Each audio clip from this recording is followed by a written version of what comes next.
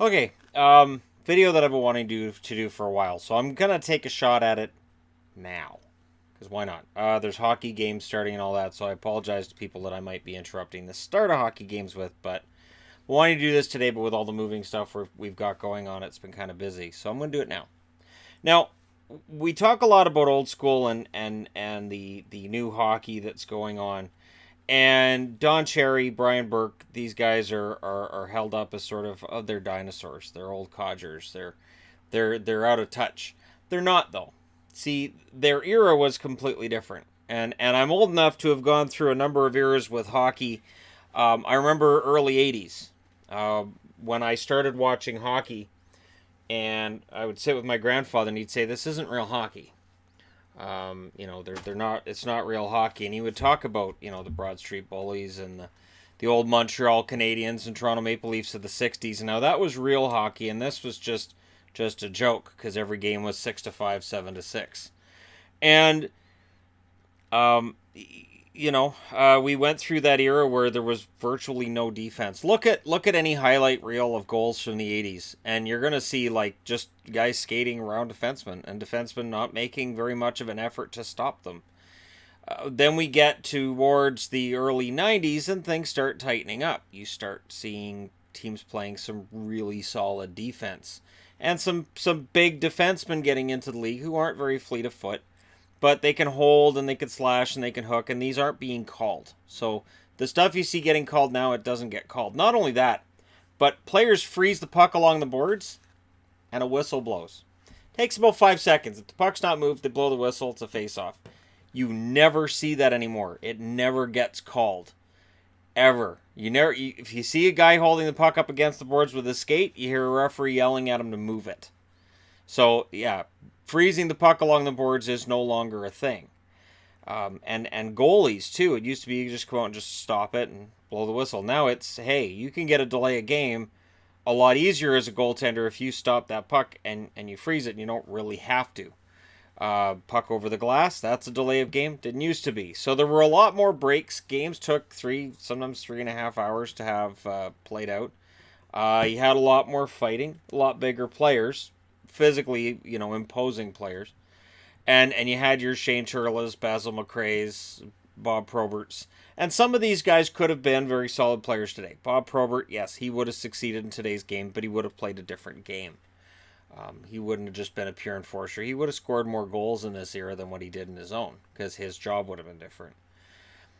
The game changes, and it is always hard for those old fans to accept that. So whether it's fighting's going out of the game, and people get upset about it, and yet it's not coming back.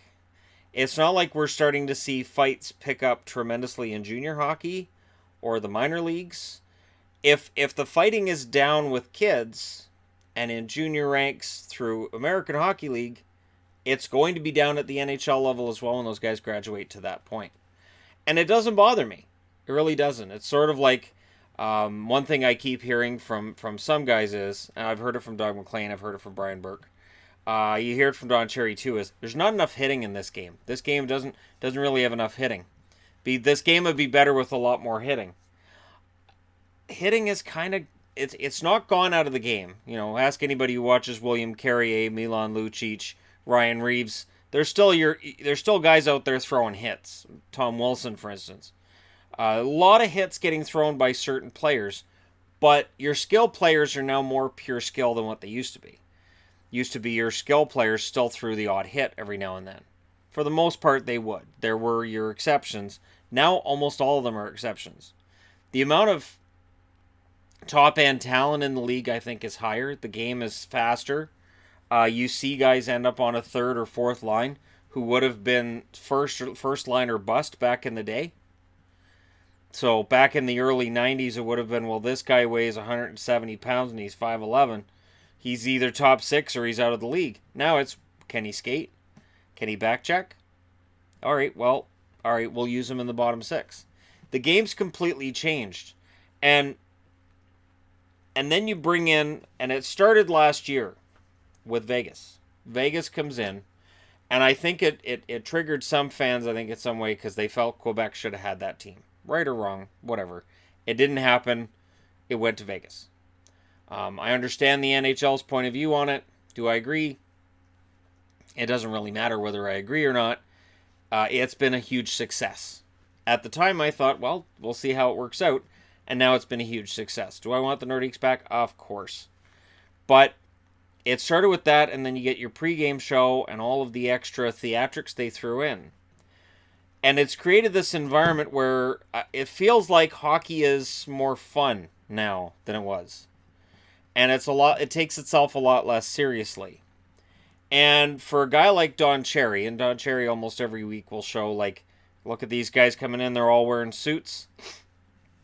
Everybody's wearing shirt and tie, dress pants. Like, he'll makes a big deal about the fact that all the players come in and they're dressed up and they look like businessmen going into that rink. And that's part of it. That is part of the old school thinking. Now, I remember Tom Dundon was rumored to be saying, you know, I would rather see players just wear their regular street clothes. I want them to be comfortable.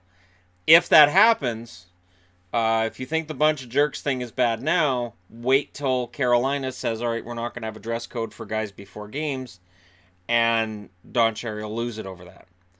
It's one of those traditions. Another one of those traditions is eye for an eye. So if a player on my team gets hurt, then I need to go out and avenge that player on the other that player against the other team. It happens, but it doesn't happen in the game like it used to. You know, Wayne Gretzky coming over to the bench, tapping Semenko on the shoulder, and just giving him a number. Those days are over. And that's what he would do. Just, yeah, so this guy hit me. All right, well, I'll just tap Dave on the shoulder, and he'll go out and deal with it. So you were terrified to touch Wayne because Dave would come out and beat the hell out of you. That was before the instigator, and of course, old school hockey fans hate the instigator rule, in part because of that reason. Because you should be able to go out on the ice and police the game. Where I'm kind of torn on the instigator. On the one hand, there are times where I understand why a fight's taking place and why a guy went in and started it. And I'd rather not see him face an extra penalty for that. There are also times, though, where I say I'm really glad there's an instigator rule because otherwise this game would get completely out of hand. I'm old enough to remember bench clearing brawls when they were not commonplace, but they happened. And they could take 20, 25, 30 minutes to clear up and get the game going again. And they were just absolutely horrific. And by today's standards, they were worse than... You had more fighting in that brawl than you might have in a month in the actual National Hockey League right now. I think the hard part for your old school fan who remembers all of that, the really, really rough checks when it didn't matter if it was a hit to the head, it was just a hit, right? So it's just a good hit. And if you make contact with the head, oh well, it's hockey, toughen up. That's not something that's going to come back into the game. At no point are we going to see the NHL say, all right, we've decided not to care about the safety of the players, and we're going to allow hits to the head now. We're going to allow more liberal hitting to the head. It's not going to happen. Fighting's not going to come back. That big hulking defenseman that can't skate very well, but he's pretty good if he's able to hold and hook and slash. I think Richard Schmelik is a good example of that. He was a guy that after the lockout, it was done for him. And there were others as well that they played a certain hooking, grabbing, holding style that just dragged the game to a halt. And when they freed up the offensive game, when they rewarded skill, it pushed those guys out. So there you go. New school versus old school, and the Carolina Surge thing, I understand that it upsets people. Tonight Carolina's at home, so we may see the Surge again. I have no doubt they'll do it in the playoffs, if/when they reach the playoffs. It's something that I totally understand why that would get started, and I understand why players would do it. I also understand why people don't like it.